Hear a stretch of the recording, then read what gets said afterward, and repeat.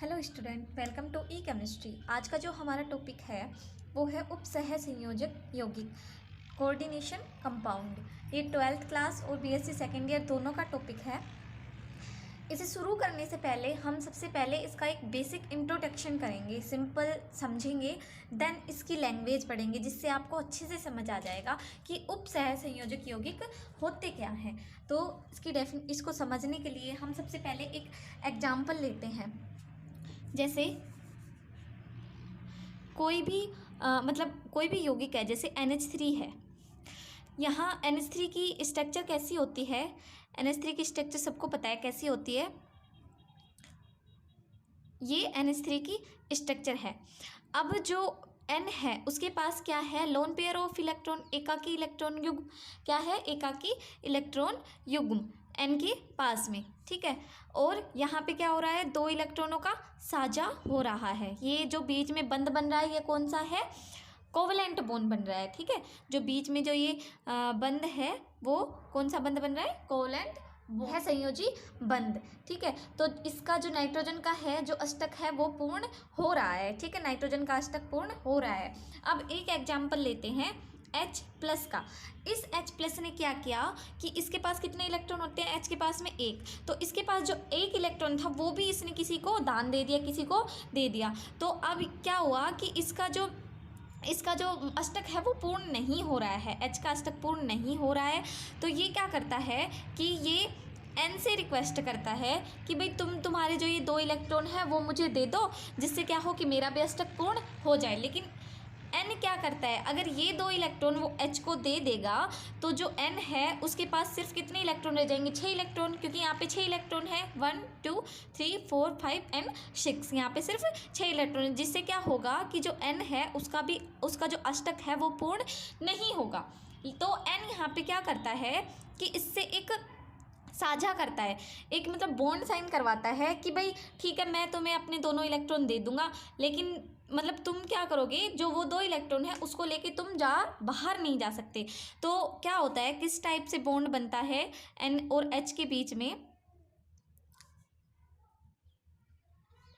एक इस प्रकार से ऊपर की साइड एक बॉन्ड बनता है। तो ये जो बंध बना है बीच के अंदर, ठीक है, जो ऊपर की साइड जो ये लोन पेयर का जो बंध बना है, यहाँ पे दो इलेक्ट्रॉन हो गए, तो जो H है उसका भी इलेक्ट्रॉन अष्टक पूर्ण हो गया, और जो N है उसका भी अष्टक पूर्ण है। तो ये जो बंध बनता है ये बंध क्या कहलाता है? उपसह संयोजक बंध कहलाता है। कौन सा बंध कहलाता है? उपसह संयोजक बंध। तो ये जो यौगिक बनता है इसको क्या करते हैं? एक ब्रैकेट के अंदर बंद कर देते हैं, और इस पर क्या आ गया? एक प्लस चार्ज आ गया। इस पर क्या आ गया? एक प्लस चार्ज। अब जो ये ब्रैकेट बन गया है, तो ब्रैकेट बंद होने के बाद में जो ये यौगिक बना है, इस यौगिक को क्या कहते हैं? उपसह संयोजन यौगिक कहा जाता है। ये एक संकुल आयन बन गया है। क्या बन गया? एक संकुल आयन। तो आपको समझ आया होगा कि उपसह संयोजक बंध कैसे बनता है और उपसह संयोजक यौगिक कैसे बनता है, ठीक है। तो 4+ अमोनियम आयन, ये क्या बन गया है? Ammonium ion. अब अगर यहाँ पे कोई मान लो Cl यहाँ पे जुड़ती है तो क्या हो जाएगा? NH4Cl। तो ये क्या बन जाएगा? Ammonium chloride. क्या बन गया? Ammonium chloride. तो समझ आ गया कि जो उपसह संयोजक बंध है वो कैसे बनता है, ठीक है। तो इस यौगिक को क्या कहते हैं? उपसह संयोजक यौगिक कहा जाता है। इसमें क्या होता है कि इलेक्ट्रॉन का साझा होता है, लेकिन जिसके साथ साझा होता है वो इलेक्ट्रॉन लेके बाहर नहीं जा सकता। जैसे आयनिक बंध आपने देखा होगा, जैसे Na है तो ये क्या करेगा? अपना एक इलेक्ट्रॉन जो है वो दान कर देता है, यानी मुक्त कर देता है, और क्या बन जाता है? Na+ बन जाता है। अब इसका जो इलेक्ट्रॉन निकला वो कहीं भी जा सकता है, बाहर किसी के भी साथ रिएक्शन कर सकता है। लेकिन उपसह संयोजक यौगिक में क्या होता है? उपसह संयोजक बंध में क्या होता है कि जो बॉन्ड बनता है, जिन दो परमाणुओं के बीच बॉन्ड बनता है उसमें जो इलेक्ट्रॉन है वो लेके नहीं जा सकता, वो इलेक्ट्रॉन लेके इस ब्रैकेट से बाहर नहीं जा सकता। लेकिन इस पे अगर जो प्लस चार्ज है तो चाहे तो कोई भी अणु बाहर से आके इसको बैलेंस कर सकता है। तो यहाँ पे Cl- आया और उसने क्या किया? इसे बैलेंस कर दिया। तो क्या बन गया? Ammonium chloride. अब जो ये उपसह संयोजक यौगिक है इनकी उत्पत्ति कैसे हुई, ये कहाँ से आए, कैसे बने, एक बार उसका एग्जाम्पल और देखेंगे। तो मान लो यहाँ पे मैंने लिया है COCl3 6 NH3, COCl3 5 NH3, COCl3 4 NH3, sorry 4 NH3। अब अगर मैं पूछूं कि इनमें से मतलब क्लोरीन कितने बाहर कर सकते हैं हम, कितने क्लोरीन है, तो इसमें क्या रहेगा भाई, 3 क्लोरीन के अणु है तो 3 बाहर कर सकते हैं। सेकंड में हम क्या सोचेंगे कि इसमें भी 3 क्लोरीन के अणु है तो 3 को हम क्या कर सकते हैं, बाहर कर सकते हैं। और इसमें भी क्या है, 3 है तो इसे भी क्या कर सकते हैं, बाहर कर सकते हैं 3 को। ये हमने सोचे हैं कि जो क्लोरीन परमाणु है उसको, उसके 3 परमाणुओं को हम क्या कर सकते हैं, बाहर कर सकते हैं। बट तो ठीक है, उसके बाद मान लो इसके साथ में AgNO3 की रिएक्शन करवाई जाए तो क्या बनेगा, AgCl बनेगा। क्या बनेगा, AgCl बनेगा। तो हम सोचेंगे कि भाई 3 अणु AgCl के हमें प्राप्त होने चाहिए। अब इससे भी AgCl की अभिक्रिया का AgNO3 की अभिक्रिया कराई जाए तो क्या मिलेंगे, 3 मोल AgCl के। और अगर इस मतलब इन तीनों से करवाया जाए तो तीनों में हमारी अपेक्षा क्या रहेगी कि भाई हमें 3 मोल प्राप्त होने चाहिए, किसके, AgCl के। बट रियलिटी क्या होती है, रियल में क्या होता है कि हमें इन तीनों से 3 मोल की बजाय हमें प्राप्त होता है 3 मोल AgCl के, ठीक है, इसमें 2 मोल AgCl के और लास्ट में 1 मोल AgCl का। अब ये सब हुआ कैसे भाई, इसमें थे तो तीनों में ही 3-3 क्लोरीन थे, लेकिन सब में अलग अलग AgCl कैसे मिल रहे हैं, इसमें 3 मोल मिल रहे हैं, इसमें 2 मोल और इसमें 1 मोल। अगर इसका रीजन हम देखते हैं तो हमें जो हमारे उपसह संयोजक यौगिकों की उत्पत्ति है कि ये कहाँ से बने, कहाँ से उत्पन्न हुए, वो बहुत अच्छे से समझ आता है। तो देखिए उसके लिए हम क्या करेंगे, जो COCl3 6 NH3 जो ये तीनों है, इन तीनों का क्या करेंगे, स्ट्रक्चर बनाएंगे, ठीक है।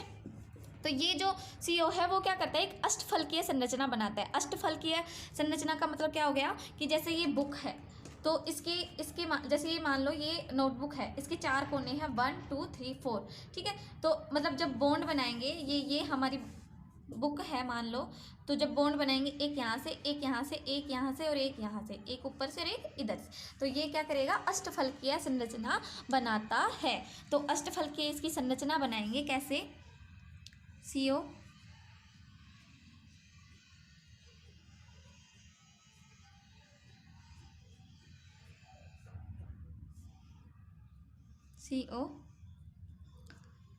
इन तीनों की संरचना बनाते हैं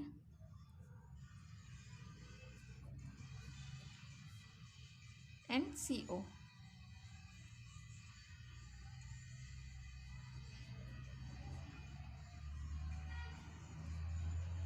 ठीक है, तो अब यहाँ पे क्या है, NH3।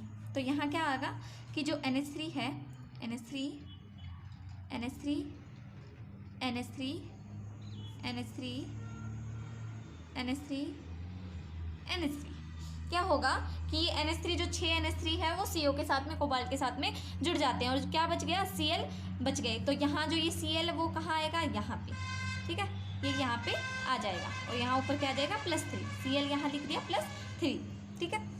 उसके बाद में सेकंड वाले की हम स्ट्रक्चर देखते हैं, NH3 NH3 NH3 NH3 NH3, क्योंकि इसके पास 5 ही NH3 है तो यहाँ क्या आएगा, एक Cl आएगा।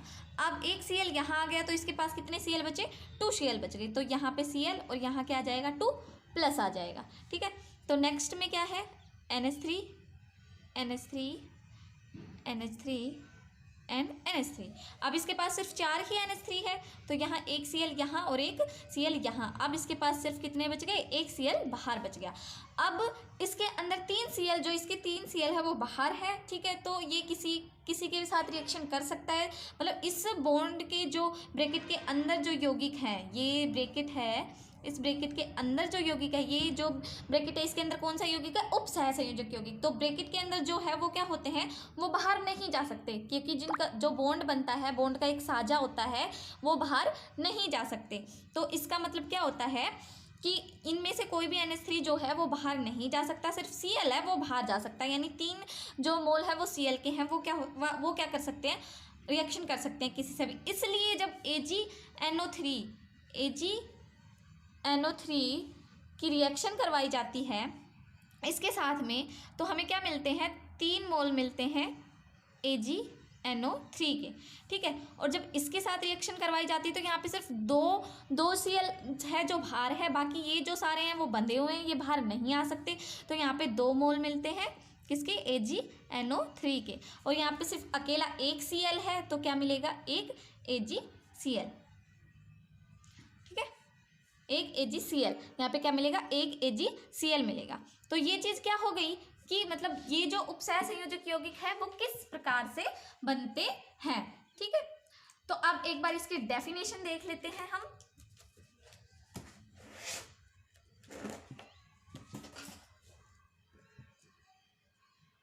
तो इसकी डेफिनेशन क्या होगी, संकुल यौगिक, जब कोई धातु अत्यधिक ऋण आयन या उदासीन अणुओं से जुड़ी होती है तो संकुल यौगिक बनाती है।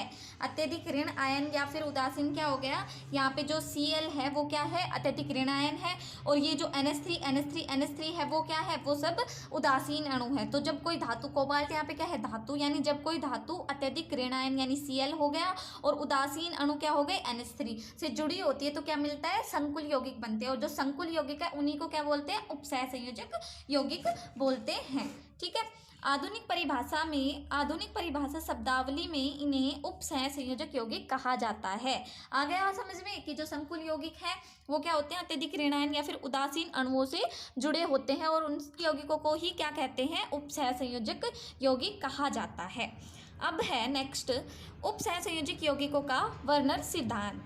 वर्नर सिद्धांत के अनुसार किसी भी धातु आयन की 2 प्रकार की संयोजकताएं होती हैं। वर्नर सिद्धांत, जो उपसह संयोजक यौगिकों का वर्नर सिद्धांत है, उसके अनुसार कोई भी जो धातु आयन है उसकी 2 प्रकार की संयोजकता होती है, प्राथमिक संयोजकता और द्वितीयक संयोजकता, ठीक है। अभी तक आपने पढ़ी होगी, सिर्फ एक ही प्रकार की संयोजकता पढ़ी होगी जो कि इलेक्ट्रॉनिक विन्यास से मिलती है, लेकिन यहाँ पे जो वर्नर सिद्धांत है उसके अनुसार धातु की 2 प्रकार की संयोजकता होती है, ठीक है। तो 2 प्रकार की संयोजकता कैसी होगी, धातु आयन धनावेशित होता है, ठीक है। हमें पता है कि फॉर एग्जांपल देखो आप कि जो ये धातु है CO है, इसमें क्या है, धातु है कोबाल्ट, ये क्या है, धनावेशित होता है। तो ये क्या करता है कि मतलब जो ऋणावेशित है और उदासीन अणु है उनसे क्या होता है, जुड़ता है, ठीक है। तो इसकी जो ऑक्सीकरण अवस्था होती है, यानी धातु की जो ऑक्सीकरण अवस्था होती है वो ही क्या होती है, इसकी प्राथमिक संयोजकता होती है। सीधा सा मतलब है कि कोई धातु है उसकी जो ऑक्सीकरण अवस्था है वो ही क्या होगी, उस धातु की प्राथमिक संयोजकता। यहाँ पे CO की जो ऑक्सीकरण अवस्था है वो क्या है, +3 है, तो इसकी जो प्राथमिक संयोजकता है वो क्या होगी, +3 होगी। फॉर एग्जाम्पल जैसे हमने ले लिया FeCl3 ले लिया, तो इसकी जो ऑक्सीकरण अवस्था है वो क्या हो जाएगी, +3, और FeCl2 ले लिया तो इसकी ऑक्सीकरण अवस्था क्या जाएगी, +2।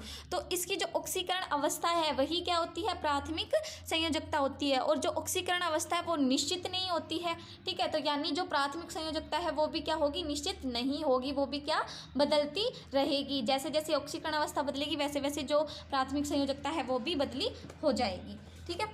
तो इसका देखेंगे, धातु आयन धनावेशित होता है तो वह प्राथमिक संयोजकता में ऋण आयन से जुड़ता है। पता है हमें ये चीज़, क्योंकि जो धातु आयन है वो क्या होता है, धनावेशित होता है, तो वो क्या होगा, ऋण आयन से जुड़ेगा। क्योंकि यहाँ पे जो धातु आयन है वो क्या थी, धातु आयन धनायन थी, और फिर ये क्या हुआ, ऋण आयन से जुड़ गया है। जो Cl है यहाँ पे क्या है, माइनस है। यह सामान्य रूप से आयनित होती है, ठीक है। यह केंद्रीय धातु परमाणु की ऑक्सीकरण अवस्था होती है, अर्थात केंद्रीय धातु परमाणु की ऑक्सीकरण अवस्था ही प्राथमिक संयोजकता कहलाती है। बस इतना ध्यान रखना है कि जो केंद्रीय धातु परमाणु है, सेंटर में जो धातु परमाणु है, इसकी जो ऑक्सीकरण अवस्था है वही क्या कहलाती है, प्राथमिक संयोजकता। सीधा सा इसका आंसर यही है कि प्राथमिक संयोजकता क्या होती है, केंद्रीय धातु परमाणु की ऑक्सीकरण अवस्था ही प्राथमिक संयोजकता होती है। और जो प्राथमिक संयोजकता है वो चेंज हो सकती है, क्योंकि ऑक्सीकरण अवस्था क्या होती है, चेंज होती है। अब नेक्स्ट क्या है, द्वितीयक संयोजकता। यह संयोजकता प्राय उदासीन अणुओं द्वारा या ऋणात्मक आयनों द्वारा संतुष्ट होती है। इसका मान किसी भी धातु के लिए निश्चित होता है, यह अनआयनित होती है। द्वितीयक संयोजकता किसे कहते हैं कि जो धातु है, जो हमारे सेंटर में जो धातु है वो कितने मतलब आयनों से जुड़ी हुई है, कितने अणुओं से जुड़ी हुई है, वही क्या होती है, द्वितीयक संयोजकता होती है। अब इसमें देखिए जो CO है वो कितने कितने NH3 से जुड़ा हुआ है, 1 2 3 4 5 6, यानी इसने 6 बॉन्ड बनाए हुए हैं, तो इसकी जो द्वितीयक संयोजकता है वो कितनी होगी, 6 होगी। इसमें देखिए CO 1 2 3 4 5 6, तो इसकी जो द्वितीयक संयोजकता है वो भी 6 होगी। अब इसमें देखिए 1 2 3 4 5 6, यानी जो CO है, जो सेंटर एटम है हमारा, धातु है, वो 6 बॉन्ड बना रही है। तो यही क्या होती है, इसकी द्वितीयक संयोजकता। तो जो द्वितीयक संयोजकता होती है वो किसी भी धातु की क्या होती है, निश्चित होती है, ठीक है, समान होती है, उसे बदली नहीं किया जा सकता, ठीक है। तो नेक्स्ट टॉपिक में हम देखेंगे इनका जो IUPAC नोमेनकल्चर है, इसका नामकरण है, वो देखेंगे। और उम्मीद करती हूँ कि आप लोगों को ये टॉपिक अच्छे से समझ आया होगा, और अगर मेरी वीडियो अच्छी लगी हो तो अपने दोस्तों के साथ शेयर कीजिएगा। थैंक, और मेरे चैनल को सब्सक्राइब कीजिएगा।